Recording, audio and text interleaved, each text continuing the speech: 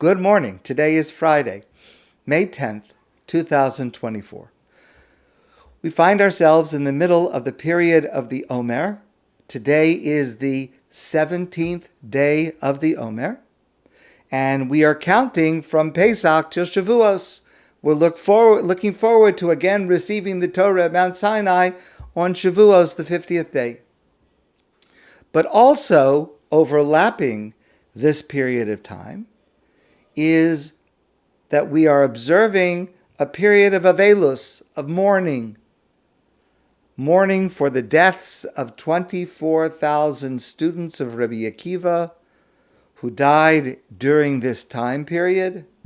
And so therefore, during this period of time, there are no weddings, no haircuts. Some people do not shave. Of course, you see that I do shave. Some people do not shave. But certainly no haircuts, no weddings, no live music. During this period of the Omer, there are different opinions about which exact days are included in this, but everyone holds these days up until Lag BaOmer are included in these days. And Rabbi Yosef Rimon was asked the following question. This coming Monday night and Tuesday is Yom HaAtzma'ut, Israel Independence Day. And the question is it permitted to get a haircut in honor of Yom HaAtzma'ut? And because it is during the period of mourning, so is Yom HaAtzma'ut sufficient to set aside the normal periods of mourning to allow a person to get a haircut on that day? And secondly, if the answer to that question is yes, is there any difference between a person who's living in Israel versus a person who's not living in Israel? That was the question. So Rav Rimon first answers with a clear-cut answer that any halachic authority would say. There's nothing new about this. He says as follows. He says, during this period of the Omer, if a person has a personal simcha, let's say a man he and his wife gave birth to a baby, so there's going to be a bris. Well, on the day of the bris, it's like a Yom Tov for the parents of the bris and the grandparents of the bris.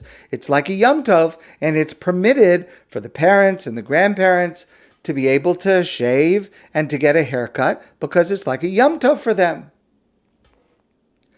So if that's true, that an individual person who has a day that's considered like a Yom Tov, all of the restrictions of mourning fall away, then certainly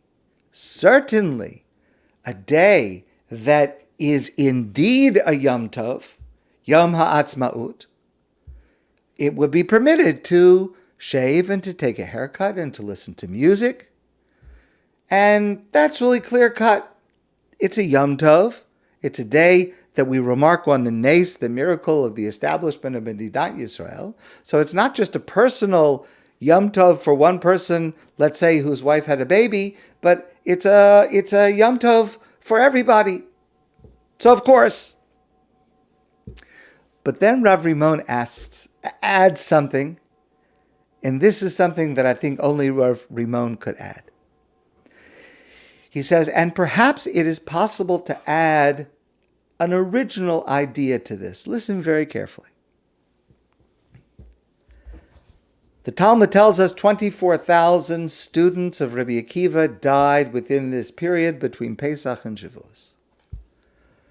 What happened to them? And because of their deaths, so many deaths at one time, we have these practices of Avelus, of mourning. What happened to them?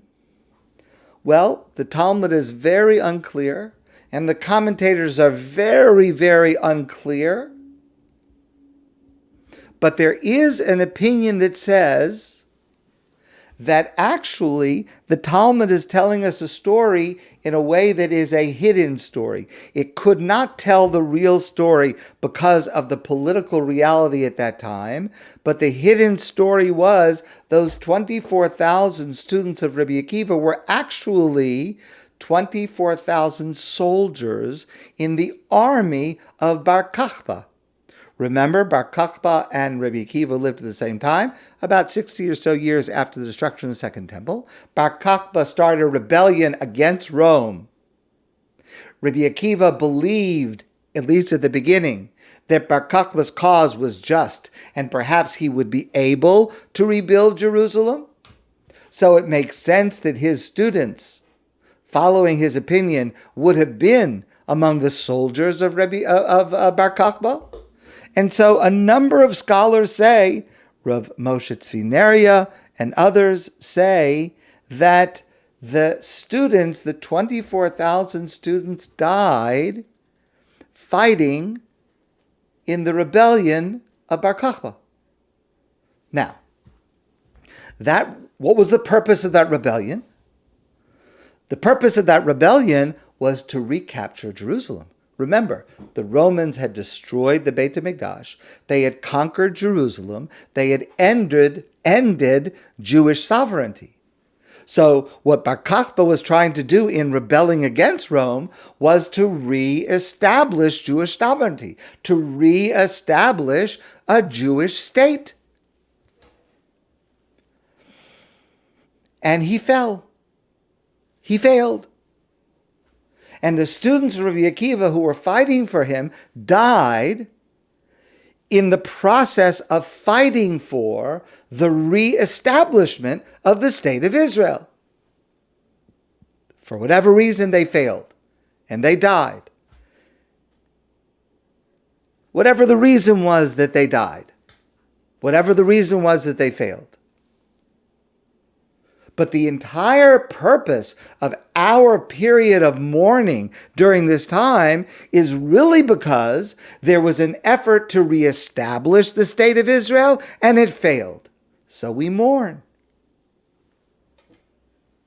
According to this, the entire reason for the practices of mourning during the Sefirah, because they did not succeed in reestablishing the state of Israel, clearly on Yom HaAtzma'ut itself, the day that we did reestablish the state of Israel, the day that we were successful in reestablishing the state of Israel, the 5th of Iyar, a feat that Rabbi Akiva and his army and Bar Kachbah and his army were not able to do, the day that we actually do achieve that, of course, there's no reason to have the practices of Avelus and mourning, because that's the day that we overcame the reason for that Avelus, for that mourning.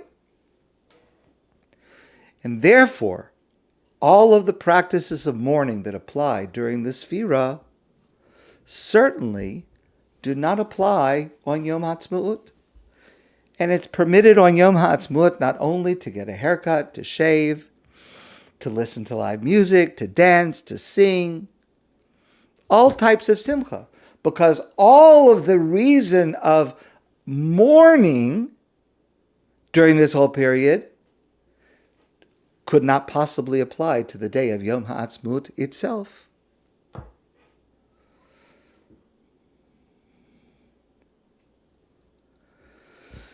So whatever we think, whatever feelings we have this year about Yom HaZikaron, Sunday night and Monday, Israel's Memorial Day, and Yom HaAtzma'ut, Israel's Independence Day,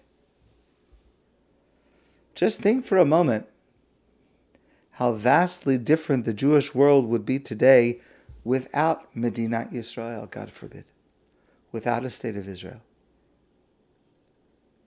to which we have to have such deep hakaras hatov, gratitude and blessings to God for having a strong state of Israel. And blessings and thanks to those who worked so hard for it and gave their lives for it, because they succeeded where Bar Kachbah and 24,000 students of Rabbi Akiva failed. We succeeded. And that should give us a particular reason for gratification, for gratitude, and for blessing of God and celebration on this day of Yom HaAtzma'ut this week. My friends, I wish you a great day, a wonderful Shabbos, and again, a very meaningful week this week. We'll be discussing these days, each one, and I wish you well. I look forward to seeing you soon in person.